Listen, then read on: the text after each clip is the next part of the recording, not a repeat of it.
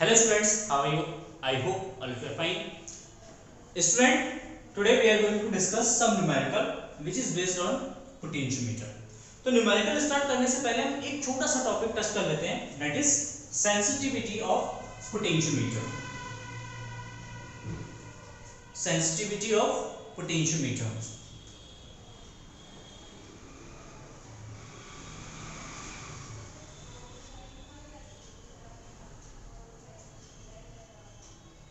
Sensitivity of potentiometer. देखिए potentiometer की sensitivity से क्या मीन है? पोटेंशियोमीटर की सेंसिटिविटी से मीन है कि अगर पोटेंशियोमीटर कैपेबल है किसी एक स्मॉल पोटेंशियल को रीड करने में, ठीक है, एक बहुत ही स्मॉल सा, लेट्स सपोज कि अगर वो 0.001 वोल्ट पोटेंशियल को भी अगर रीड कर सकता है, ठीक है, तो इट मींस कि पोटेंशियोमीटर हमारा बहुत ज्यादा क्या होगा, सेंसिटिव होगा. या हम क्या करते हैं, पोटेंशियोमीटर में जो जॉकीज लगे होते हैं उसको अगर थोड़ा सा अपनी पोजीशन से क्या करते हैं, डिस्प्लेस करते हैं, तो नल रिफ्लेक्शन से थोड़ा सा भी अगर डिस्प्लेस करें तो इसका मतलब गैल्वेनोमीटर में क्या होना चाहिए, एक लार्ज डिफ्लेक्शन आना चाहिए. तो उस कंडीशन में हम कह सकते हैं कि हमारा जो पोटेंशियोमीटर है वो बहुत ज्यादा सेंसिटिव है, क्योंकि वो स्मॉल से स्मॉल वोल्टेज को भी रीड कर सकता है.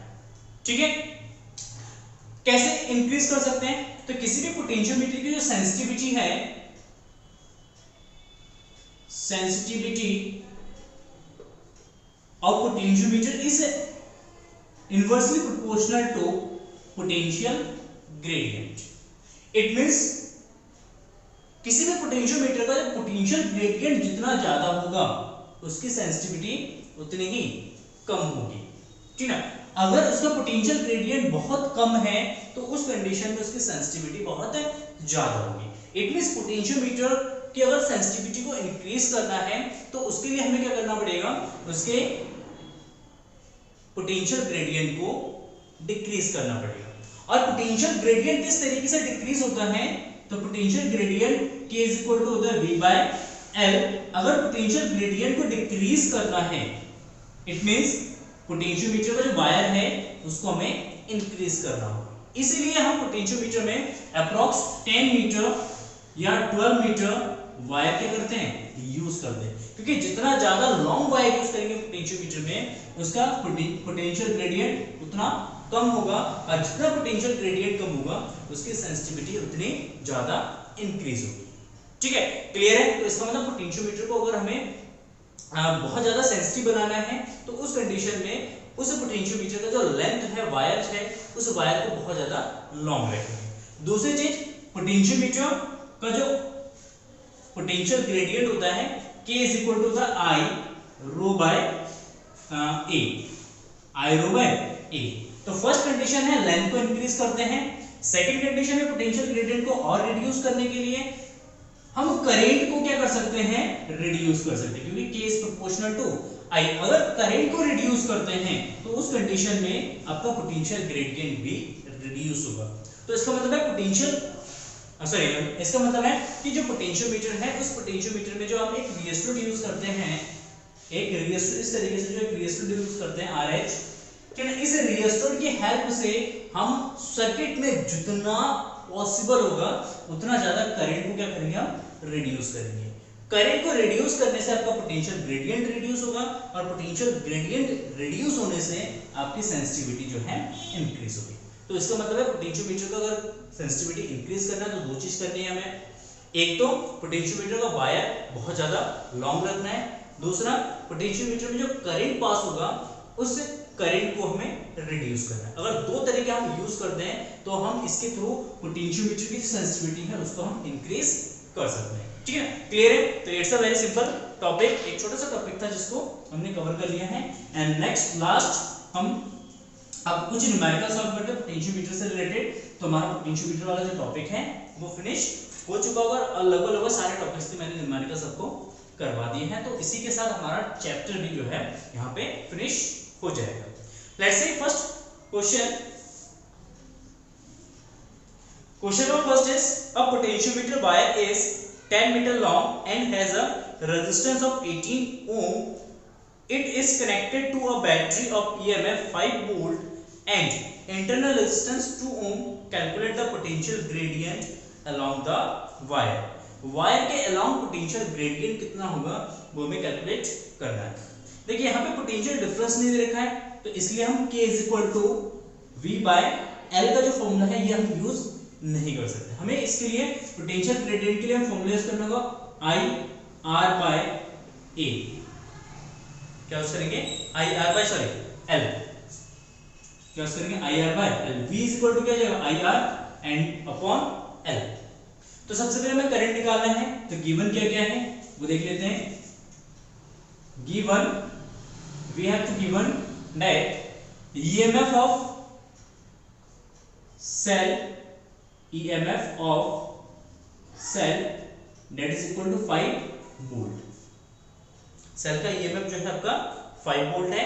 पोटेंशियोमीटर का जो वायर है वो 10 मीटर लॉन्ग है, 10 मीटर लॉन्ग है।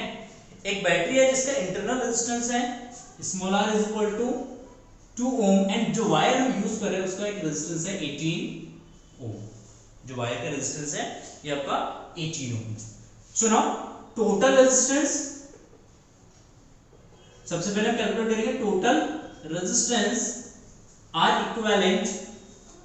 ये दोनों बैटरी एंड पोटेंशियोमीटर वायर जो है सीरीज में ऐड होंगे, तो ये 2 + 18 = 20 ohm. Now current in the circuit, current I is equal to E/R equivalent and that is equal to 5/20 divide करेंगे तो 1/4 एम्पियर। करंट निकल गया, तो potential gradient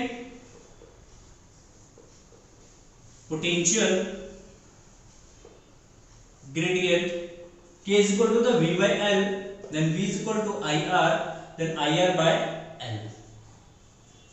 IR/L. Now IR what? IR is equal to I 1/4 into R potentiometer का जो wire है इसका resistance कितना है 18 divided by L। L is equal to 10। Clear? Now इसको डिवाइड करेंगे तो 1/4 into 1.8 और इसको डिवाइड कर देंगे तो आएगा 4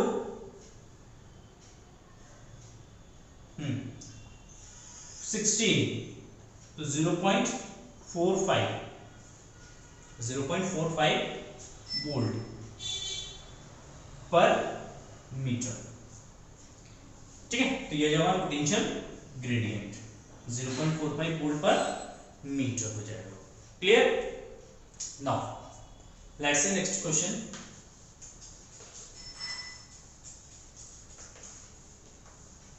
एक सिंपल सा क्वेश्चन था पोटेंशियल ग्रेडियंट पे। Now let's see next question.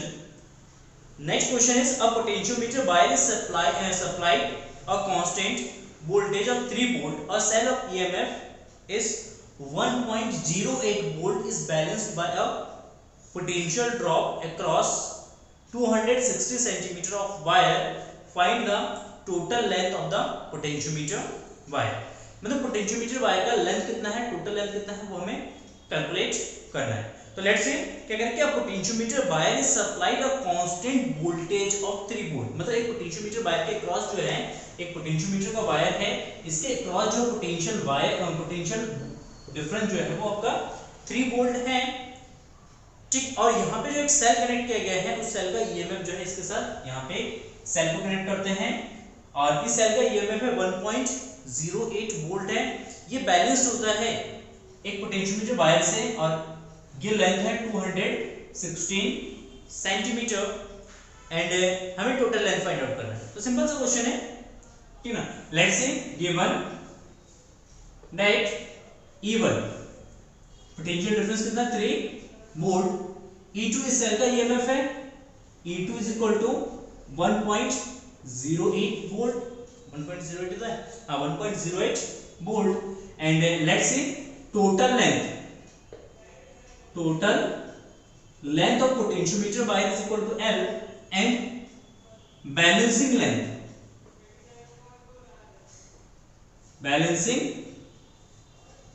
Length L1 is equal to what? 216 centimetre. अब यहाँ पे बैलेंसिंग कंडीशन में हम यूज करेंगे फॉर्मूला E1 बाय E2। देखिए E1 के लिए लेंथ है L एंड E2 के लिए लेंथ है L1। तो यहाँ से अगर L कैलकुलेट करेंगे तो L is equal to E1 by E2 into L1। Value of E1 is equal to 3 by 1.06 into 216 centimetre. 216 centimetre.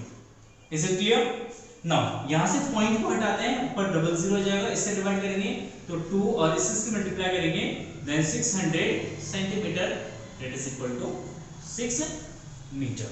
मतलब जो हम पोटेंशियोमीटर यूज करेंगे उसका वायर का जो टोटल लेंथ है वो आपका 6 मीटर हो जाएगा। Clear? Now let's see next question.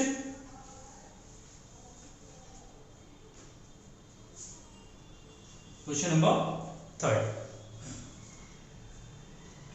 Question number 3rd is in a given figure a long uniform potentiometer wire AB is having a constant potential gradient along its length. The null point for the two primary cells of EMF E1 and E2 connected in the manners shown are obtained at a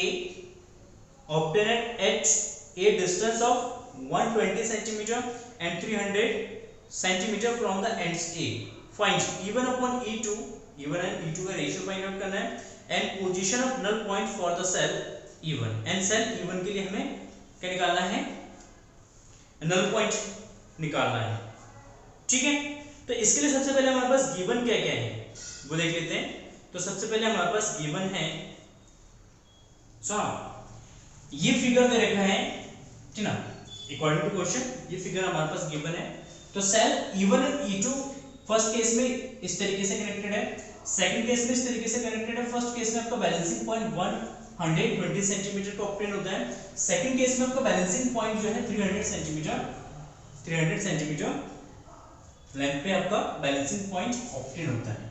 तो यहाँ पे आपको potentiometer का total length find out करना है, potentiometer का total length निकालना है और यहाँ पे आपको E1 और E2 का रेशियो फाइंड आउट करना है। तो फर्स्ट ऑफ ऑल इसका इक्विवेलेंट जो डिस्टेंस EMF होगा इन दोनों सेल्स का फर्स्ट केस में, तो इसका इक्विवेलेंट EMF होगा E1 minus E2, E1 minus E2। In a balancing condition we know that EMF of cell E is equal to KL होता है। K is the potential gradient, then E is equal to KL यहाँ पे use करते हैं। Then let's see potential gradient is K, तो ये हमारा potential gradient क्या हो जाएगा in length is equal to 120, then 120 K। This is equation number first। In a second case ये सेल है पॉजिटिव नेगेटिव टर्मिनल से कनेक्टेड है, तो टोटल EMF हो जाएगा इसका E1 plus E2 and that is equal to 300 K। This is equation number second. दोनों equation को क्या करते हैं हम सॉल्व कर लेते हैं यहाँ पे, तो ऐड कर देते हैं, दैट इज ये कैंसिल आउट हो जाएगा। Then 2E1 is equal to 024 K, then E1 is equal to 210 K। E1 का वैल्यू सब्स्टिट्यूट करते हैं किसी भी इक्वेशन में, then E2 is equal to इस वाली इक्वेशन से यूज करते हैं 300 K माइनस 210 K, तो ये जाएगा आपका 90 K। ठीक है, E2 का वैल्यू आ गया, E1 का वैल्यू आ गया, देन रेशियो निकालेंगे E1 अपॉन E2 का रेशियो, तो 210 K divided by 90 K। K से K कैंसिल, 0 से 0, 3 से डिवाइड करेंगे, 3 7 जा एंड 3 जा, तो इसका रेशियो हो जाएगा E1 upon E1 ratio E2 that is equal to 7 ratio 3। And इसी क्वेश्चन में नेक्स्ट पार्ट आपका दे रखा है कि position of the null point for the cell E1। Cell E1 के कारण नल पॉइंट कहां पे मिलेगा वो कैलकुलेट करना है फॉर सेल E1, ठीक है ना। Let's say E1 is equal to KL1। Let's say कि सेल जो E1 है इसके लिए बैलेंसिंग पॉइंट आपका L1 लेंथ पे मिलता है, then E1 is equal to KL1 according to this formula, then L1 is equal to E1 by k and value of E1 is equal to 210k divided by k से k cancel, then 210 centimetre. मतलब cell E1 के लिए जो आपका balancing point है वो 210 centimetre में मिलेगा। अगर E2 के लिए निकालना हो तो 90k बाय k हो जाएगा, तो ये 90 सेंटीमीटर। मतलब सेल E2 के लिए जो आपका बैलेंसिंग पॉइंट है वो आपका 90 सेंटीमीटर पे मिलेगा। So it's a very simple question. So now let's see next question.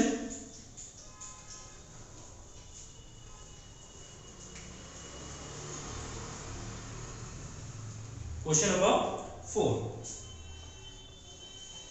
देखिए क्वेश्चन नंबर 4 यहां पे सॉल्व करते हैं, देखते हैं।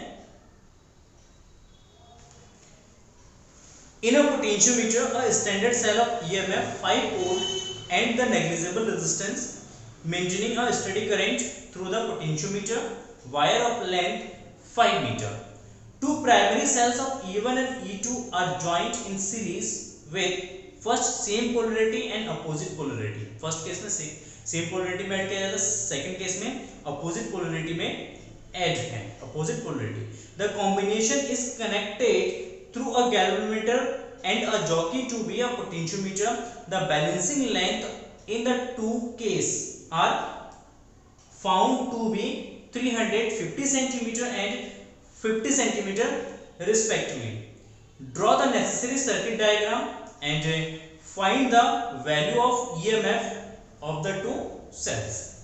ठीक है, दोनों सेल्स का EMF हमें फाइंड आउट करना है एंड हमें निकालना है इसका सर्किट डायग्राम बनाना है। ठीक है, so now let's see.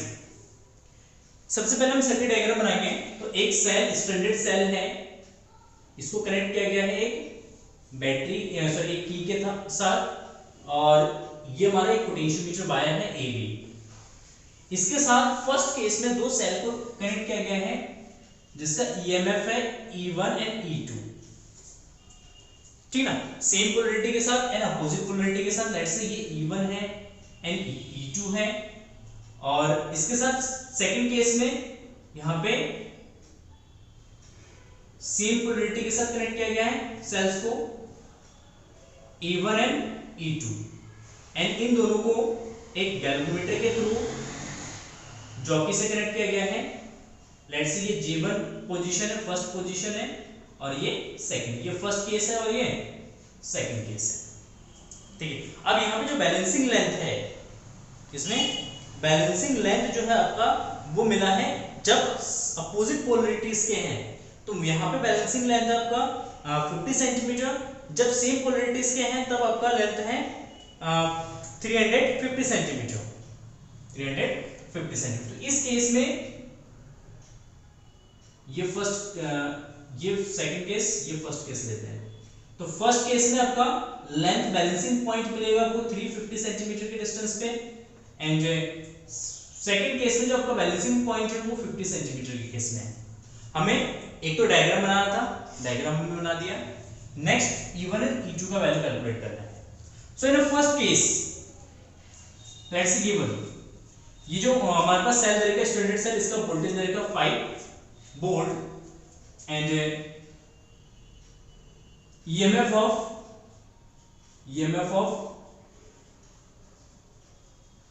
standard cell that is equal to 5 volt. इस सेल का इंटरनल रेजिस्टेंस 0 है। जब इस सेल का इंटरनल रेजिस्टेंस 0 होगा तो इट मींस इसका जितना EMF है उतना ही पोटेंशियल डिफरेंस AB के अक्रॉस होगा। It means VAB is equal to 5 volt. Clear? Now length of the wire, length of wire L is equal to 5 meter. Then the potential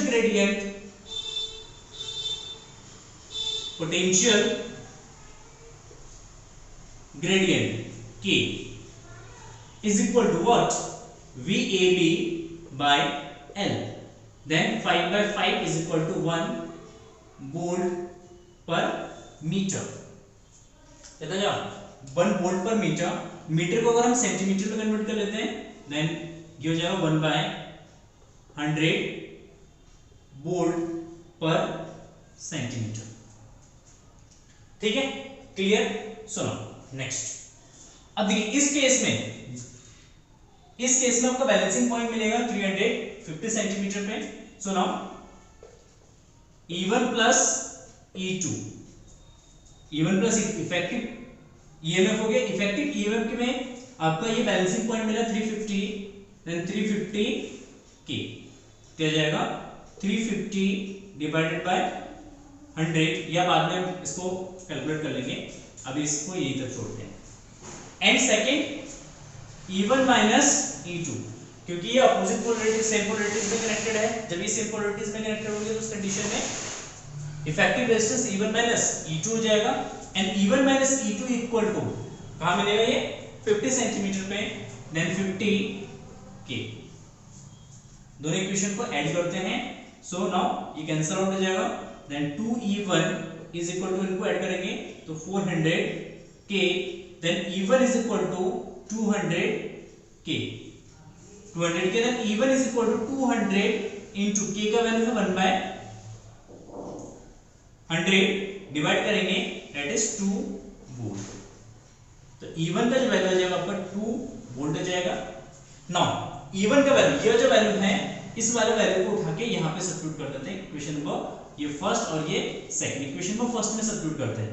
then E1 plus E2 is equal to 350 K, then E2 is equal to 350 के minus 200 K, and that is equal to 150 K का value substitute करते हैं यहाँ पे 1/100 और इसको divide करेंगे तो 1.5 volt.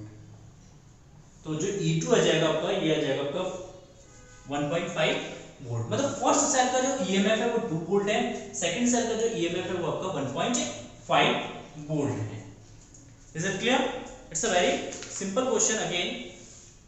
So now let's see next question, question number 5।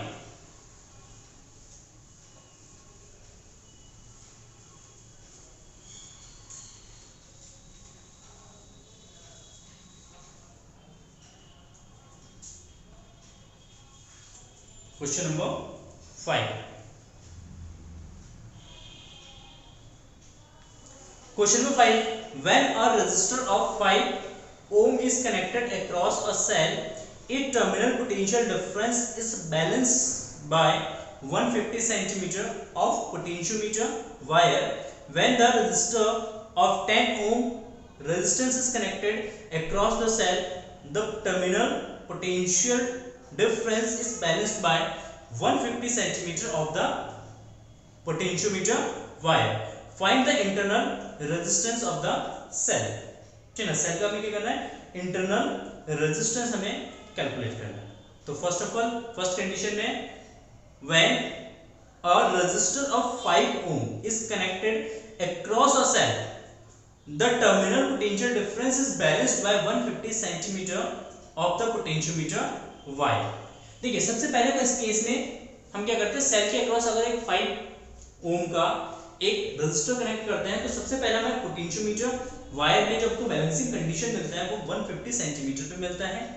उसके बाद उस 5 ओम रेजिस्टर को हम रिप्लेस करते हैं 10 ओम के रेजिस्टर से, तो उस कंडीशन में आपको बैलेंसिंग पॉइंट मिलता है 150 सेंटीमीटर पे। किसमें मिलेगा 150 सेंटीमीटर पे। तो हमें क्या करना है, इंटरनल रेजिस्टेंस कैलकुलेट करना है। सो इंटरनल रेजिस्टेंस किस तरीके से कैलकुलेट करेंगे, सो नाउ लेट्स सी। सबसे पहले R1 is given that is equal to 5 ohm, कितना है 5 ओम, ठीक है। So now internal resistance, internal resistance R is equal to R1 L upon L1 minus 1 and L1 is equal to what, first case में ये आपको मिलेगा 150 centimetre पे, 150 centimetre. Clear है? L जो है ये बैलेंसिंग लेंथ है फॉर अ सेल, जो सेल यूज कर रहे हैं हम उस सेल के लिए बैलेंसिंग लेंथ L है। जब हम R1 रेजिस्टेंस यूज करें उसके लिए बैलेंसिंग लेंथ L1 है। And when R2 is equal to 10 ohm then L2 is equal to is what 175 centimeter, 175 centimetre.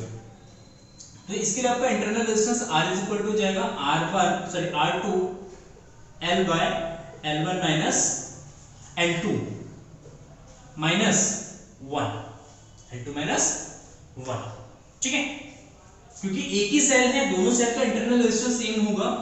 So now from equation first and equation second, दोनों equation को क्या करते हैं, equal कर देते हैं। Equation first is equal to equation second.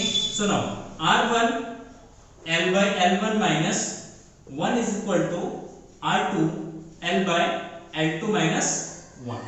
So now value of R1 is equal to 5, L minus L1 is equal to 150 minus 1 is equal to R2 is what?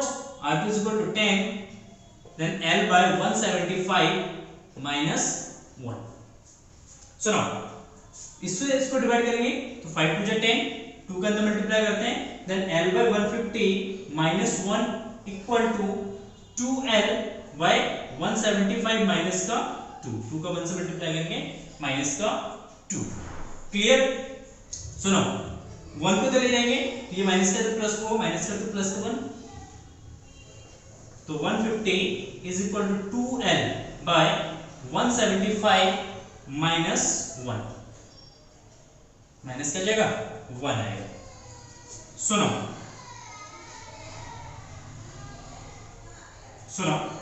L by 150 is equal to, इधर इसका multiply करेंगे then 2L minus 175 divided by 175, 25 से divide हो जाएगा, 25 6 जा 150, 25 7 जा 175, cross multiply, then 7L is equal to 12L minus 175 into 6, 12L को इधर ले आते हैं या इसको इधर ले जाएंगे, इसको इधर ले आएंगे, माइनस प्लस का हो जाएगा, बैलेंसिंग हो जाएगा, 12 में से 7 सब्ट्रैक्ट करेंगे, 5L is equal to 175 into 6, ठीक ना, 5 से इसको डिवाइड करते हैं तो आएगा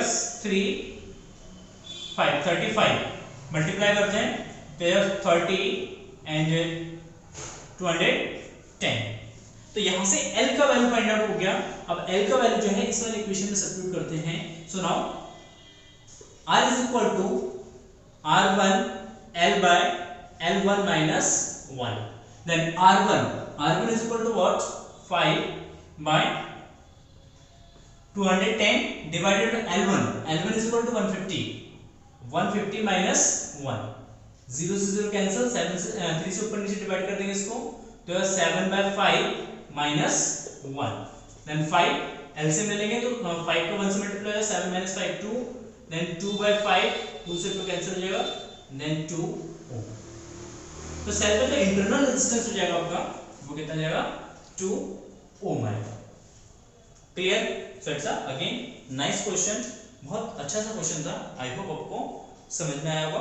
और इससे रिलेटेड बहुत सारे क्वेश्चंस आप कर सकते हैं, आपके एनसीईआरटी बुक में दे रखे हैं और आपके पास जो बुक्स है, साइड बुक्स है, उसमें से भी आप बहुत सारे ढेर सारे क्वेश्चंस आप कर सकते हैं। किसी क्वेश्चन का अगर आपको डाउट है तो आप कमेंट सेक्शन में जाके पूछ सकते हैं या डाउट सेशन में आप मेरे से पूछ सकते हैं। Thank you for watching this.